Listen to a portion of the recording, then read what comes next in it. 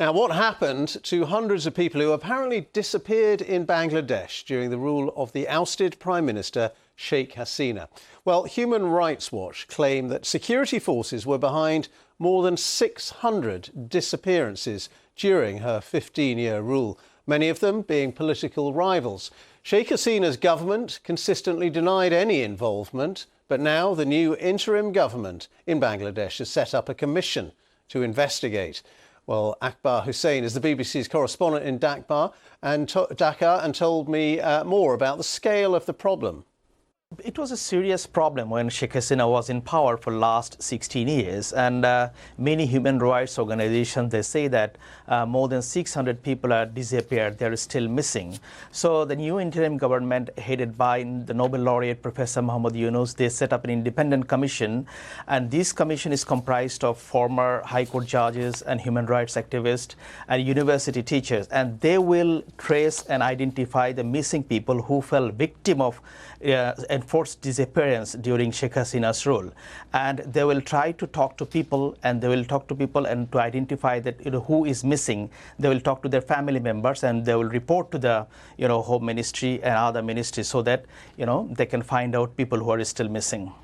What sort of people were on that list of missing? I mentioned generally political rivals of Hasina.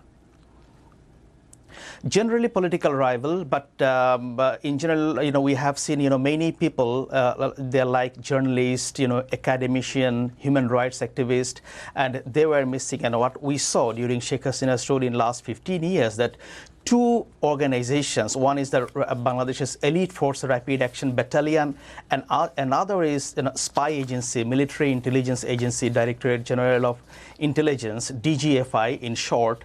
They are blamed for this enforced disappearance. And we have seen that, RAB, the Elite Force, they are accused of massive human rights violation. And this force was basically used for chasing political opponents when Sheikh Hasina was in power.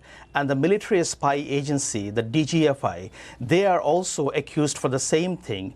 And they picked up many politicians, many human rights activists, that tapped many telephone calls. And now these two organizations, they are scared of public backlash. And in the meantime, we have seen that different human rights organizations, they actually urged Professor Muhammad Yunus' government, the interim government, to disband this elite force RAB and to bring a reform in the DGFI, the military spy agency.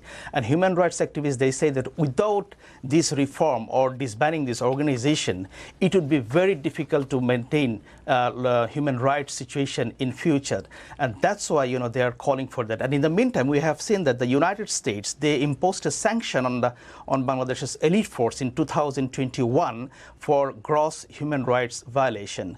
So there are a lot of evidence that these two organizations, two forces, they were involved with mass gross human rights violation, and also they are involved with enforced disappearance that is widely accused by the human rights activists. The latest on those disappearances in